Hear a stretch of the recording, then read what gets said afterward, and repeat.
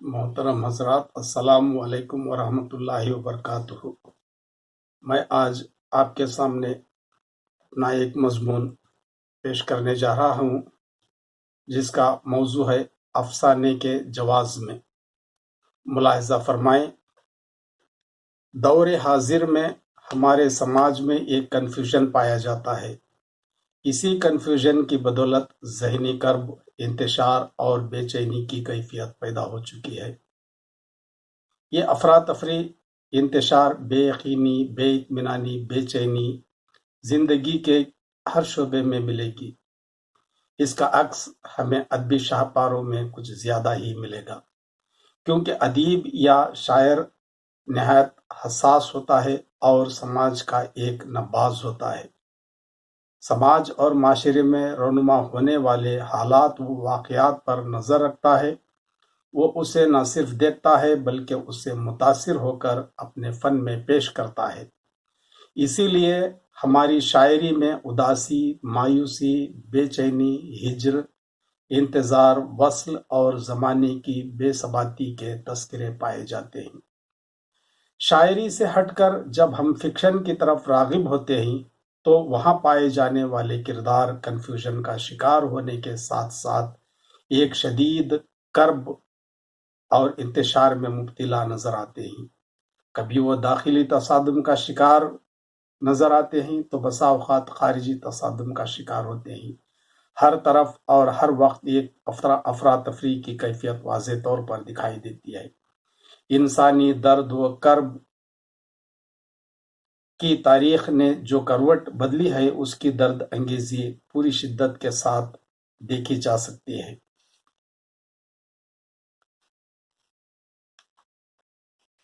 Fiction کے فنکاروں نے ان عوامل کو فن کے قالب میں ڈھال کر اسے ایک نئی زندگی دینے کی کوشش کی ہے۔ سیاسی منظر نامے کی تبدیلی کی بدولت سماج اور معاشرے میں بہت سی تبدیلیاں رونما ہوئیں۔ زندگی اور افراد و اشخاص کے رہن سہن، طور طریقوں، سلوک اور برتاؤ میں بھی فرق آیا، جس سے انسانی زندگی کی کہانی نے زبردست کروٹ لی، جسے دیکھ کر نہیں صرف محسوس کرتے ہوئے کلیجہ کانپ اٹھتا ہے۔ بدلتے ہوئے سیاسی تناظر کے پیش نظر ڈاکٹر جمیل اختر لکھتے ہیں، پیراگراف شروع: سیاسی منظر نامے کی تبدیلی سے سماجی رویوں میں جو بدلاؤ آیا، افراد و اشخاص کے برتاؤ میں جو فرق پیدا ہوا، اس نے انسانوں کی کہانی ایسی بدلی کہ جسے دیکھ کر یہ محسوس ہوا کہ زمین تو زمین، آسمان نے بھی ستم ڈھائے ہیں کیا کیا۔ اعلیٰ و بالا ادنا وزیر ہوئے، اعلیٰ و بالا سب ادنا وزیر ہوئے، اور ذلت مقدر بنی، پستی کو بلندی نصیب ہوئی، اور ادنا اعلیٰ بن گئے۔ زہ نصیب قدرت کے سب کھیل نرالے ہیں، جسے چاہے عزت دے، جسے چاہے ذلت دے۔ مقام آو فغاں تو بہتوں کا مقدر بنا، اکثر نے نصیب کا لکھا سمجھ کر صبر کیا۔ خون کے آنسو بہہ کر رہ گئے، ماضی کی طرف پلٹ کر دیکھنے سے درد کی ٹیس کے سوا اور کیا ملنے والا تھا۔ ہائے وہ کیا دن تھے اور کیا راتیں، اور اب ایک وقت کی روٹی کو ترستے ہیں۔ رزق دینے والا اللہ ہے، جب بھی دے گا چھپر پھاڑ کر۔ اقتباس ختم۔ نوائے سروش از ڈاکٹر جمیل اختر۔ سماجی حالات اور انسانی رویوں اور فکر و خیال میں تبدیلیوں کی یہ داستانیں ہمیں شاعری سے کہیں زیادہ فکشن میں ملتی ہیں۔ سماجی تناؤ، سیاسی زلزلوں اور سائنسی ایجادوں کی وجہ سے انسانی ذہنوں پر کیا کیا اثرات مرتب ہوئے ہیں، سماجی رویوں کے ساتھ ساتھ الفاظ اپنے معنی کس طرح بدلتے ہیں، یہ معاملات نہ صرف انسانی ذہنوں کو جھنجھوڑتے ہیں بلکہ ذہن کے دریچوں کو کھول بھی دیتے ہیں اور ہمیں یہ سوچنے، سمجھنے، عمل کرنے اور فہم و فراست کی بلندی پر پہنچنے کے راستے دکھاتے ہیں۔ یہ ہے ہمارے فکشن اور نان فکشن ادب اور ہماری زندگی کے بدلتے تقاضات کی المناک مگر حقیقی داستان۔ اب ہمارا اردو ادب اس سے کس حد تک مستثنا ہے وہ کہانی ہمارے سامنے موجود ہے، مگر اس ضمن میں یہ ضرور کہا جا سکتا ہے کہ ہمارے فکشن ادب میں بھی زندگی کی بدلتی اور کروٹ لیتی ہوئی داستانیں موجود ہیں۔ پریم چند کی کہانیوں میں جہاں غریب و نادار اور محنت کش مزدوروں اور کسانوں کی زندگی، مل مالکوں کی جانب سے اپنے ملازمین کا استحصال سے لے کر سعادت حسن منٹو کے افسانوں میں جنسیات اور عصمت چغتائی کے یہاں نوجوان لڑکیوں کے جذبات اور ان کی آرزوؤں اور تمنائیں، ترقی پسندوں کے یہاں آزادی کا جذبہ اور شور و غلغلہ بازی، پطرس بخاری اور فکر تونسوی کے مضامین میں طنز و مزاح کی صورتحال، اور اس کے بعد والے ادب میں زندگی کی حقیقی تصویر کشی۔ دور حاضر میں زندگی کے حالات اور تقاضات بدل چکے ہیں۔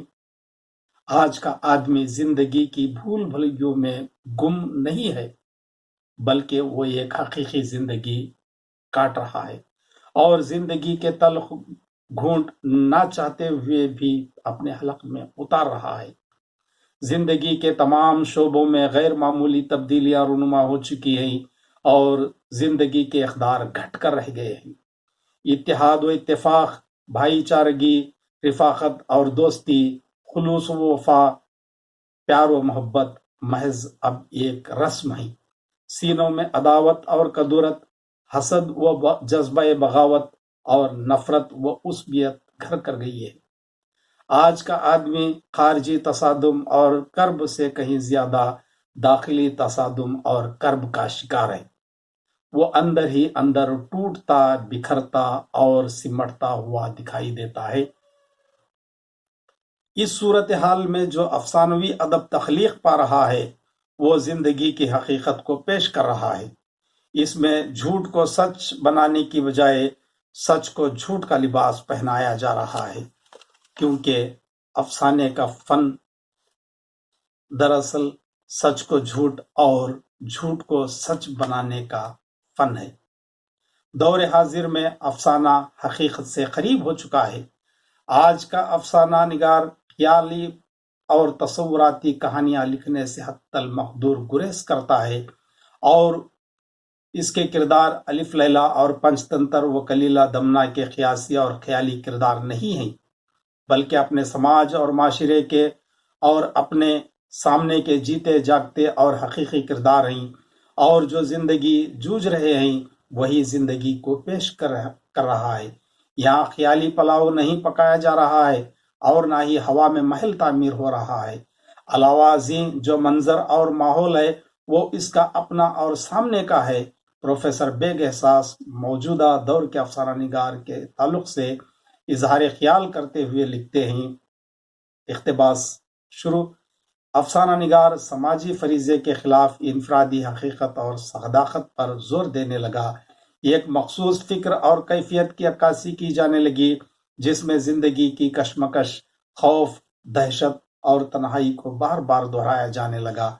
فنکار یہ بھول گیا کہ زندگی کتنی ہی لغو اور لایعنی ہو، اس میں معنویت کی تلاش حقیقی عمل کا اہم حصہ ہے۔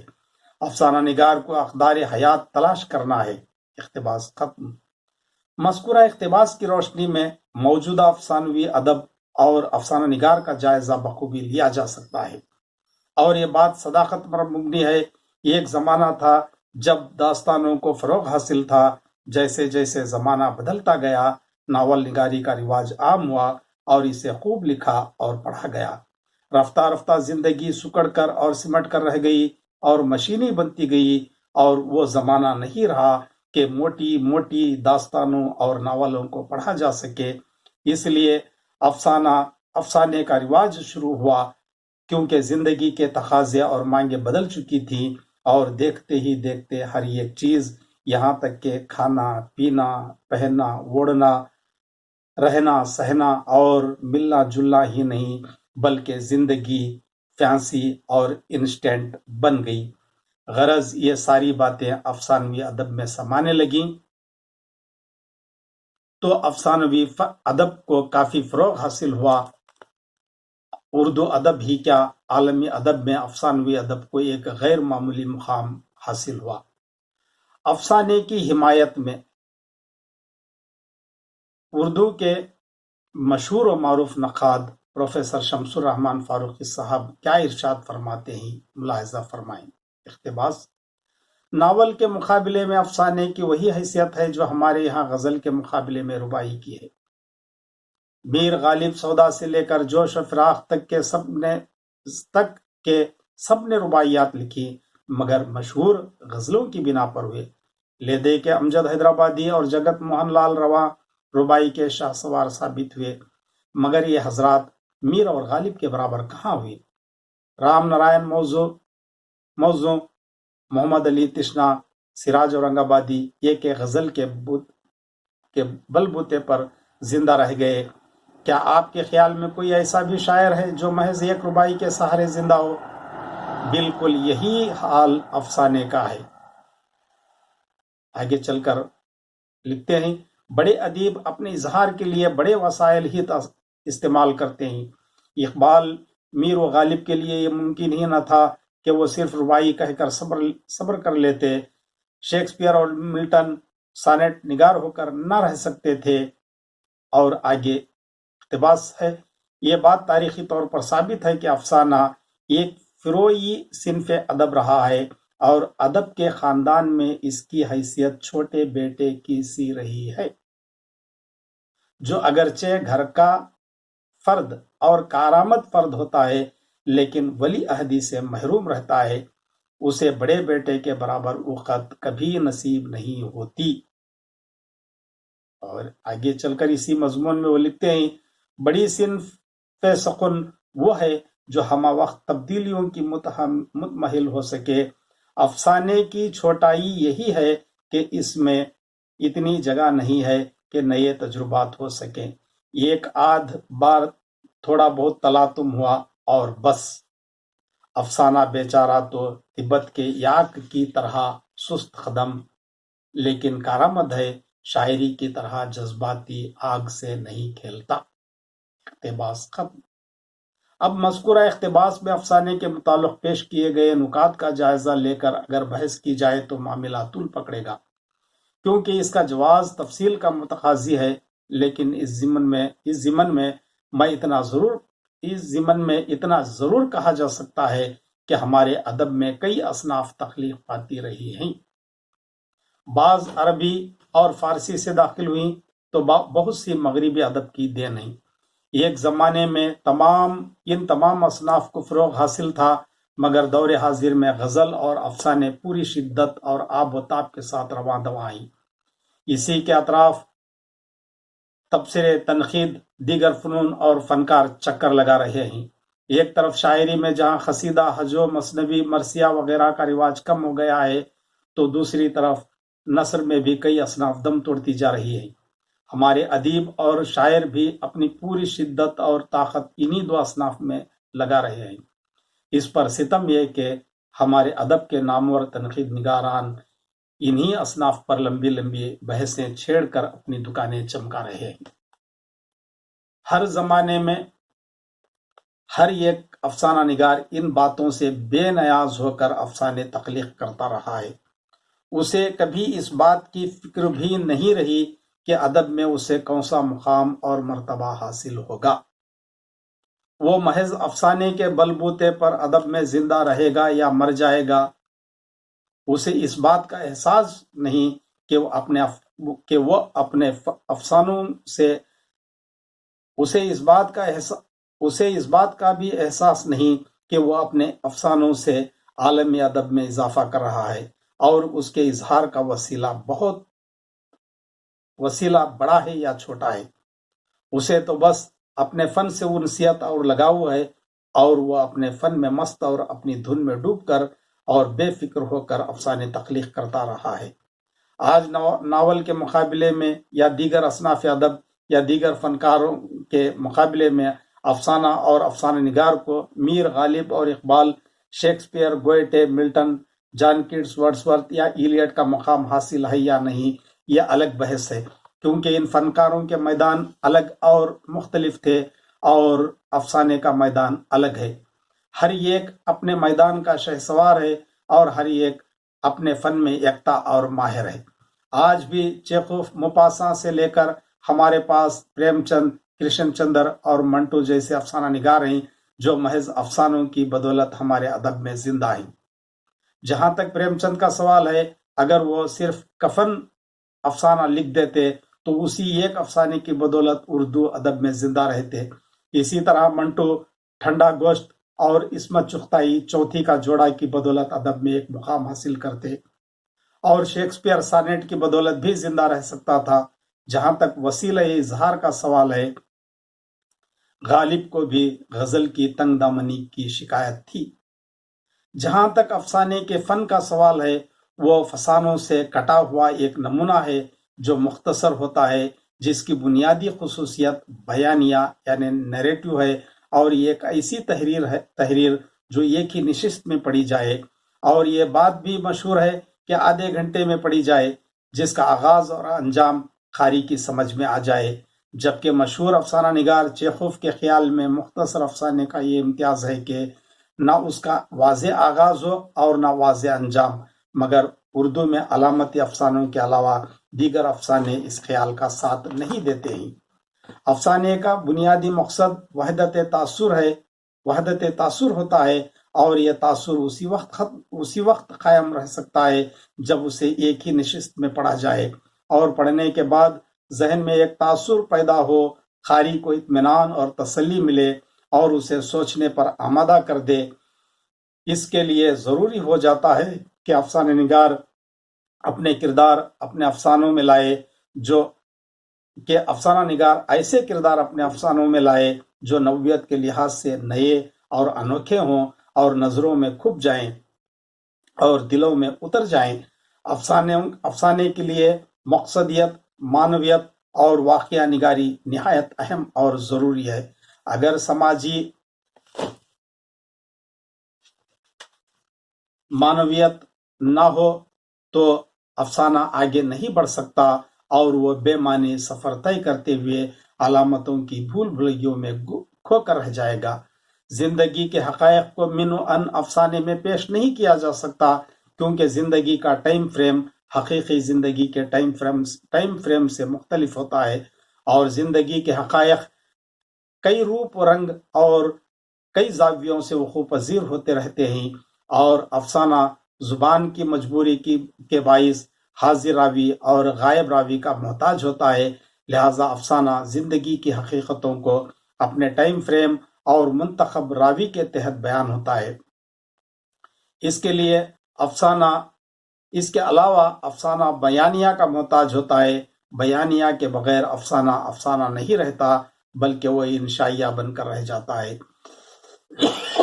اس ضمن میں اکرام باغ کا خیال ہے کہ اقتباس افسانہ بیانیہ کے بغیر قائم نہیں ہو سکتا، اور جہاں کہیں اس کلیے سے روگردانی کی کوششیں ہوئی ہیں وہاں افسانے کے بطن سے انشائیہ پیدا ہوتا ہے۔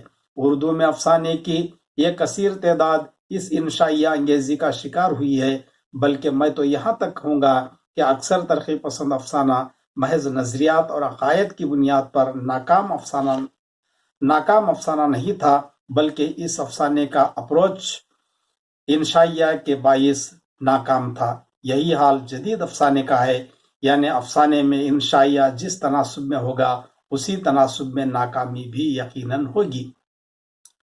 یہ صورتحال ہمارے کئی افسانہ نگاروں کے یہاں آج بھی موجود ہے۔ افسانے کے فن کو ملحوظ رکھتے ہوئے جو افسانے لکھے گئے وہی ادب کا ایک حصہ بنے ہوئے ہیں، لیکن بہت سے فنکار آج بھی ایسے موجود ہیں جو افسانوں کے نام پر انشائیہ لکھ رہے ہیں اور خود ساختہ افسانہ نگار بن بیٹھے ہیں، جنہیں نہ تو اس کے اجزائے ترکیبی کا احساس ہے اور نہ ہی اس کے فن کا علم ہے۔ بس بیٹھے بٹھائے کوئی واقعہ یا حادثہ پیش آیا اور اسے دیکھا یا پڑھا، بیٹھے بیٹھے دل و دماغ میں کوئی پلاٹ ابھر آیا، کاغذ اور قلم لیے اور افسانہ لکھ دیے، جس میں نہ تو پلاٹ ہوگا نہ وحدت تاثر سے وہ پر ہوگا۔ اس میں مقصدیت ہوگی، نہ کرداروں میں کوئی ارتعاش اور تصادم ہوگا، نہ کوئی منظر نگاری، اور نہ ہی اس میں کہانی ہوگی، جسے انشائیہ بھی کہنا دشوار ہوگا۔ دیکھا جائے تو آج کل ایسے ہی افسانوں کی بھرمار ہے۔ دراصل افسانہ ایک فن ہے جس کے بھی اصول اور اجزاء ترکیبی ہیں۔ ان اصولوں اور اجزاء ترکیبی کی پاسداری کرتے ہوئے افسانہ لکھنا پڑتا ہے۔ اس میں واقعہ نگاری، کردار نگاری، مکالمہ نگاری، منظر نگاری، زبان و بیان، زماں و مکان، تصادم، داخلی اور خارجی، عروج اور خاتمہ وغیرہ کافی اہمیت رکھتے ہیں۔ ان سب کا علم افسانہ نگار کو ہونا چاہیے، ورنہ افسانہ محض ایک انشائیہ یا مضمون بن کر رہ جائے گا۔ تو میرا کہنے کا مطلب یہی ہے کہ انشائیہ الگ ہے اور افسانہ الگ ہے۔ افسانے کے اجزاء کو ملحوظ رکھ کر اگر افسانہ تخلیق پاتا رہے تو بہت ممکن ہے وہ ایک کامیاب افسانہ بن پائے گا، ورنہ انشائیہ کی صرف میں شامل ہو جائے گا۔ اس کے علاوہ دور حاضر میں جو موضوعات ہمارے سامنے کھڑے ہیں ان موضوعات کو پیش کرنا ایک افسانہ نگار کے لیے اہم اور ضروری ہو جاتا ہے۔ خدا حافظ۔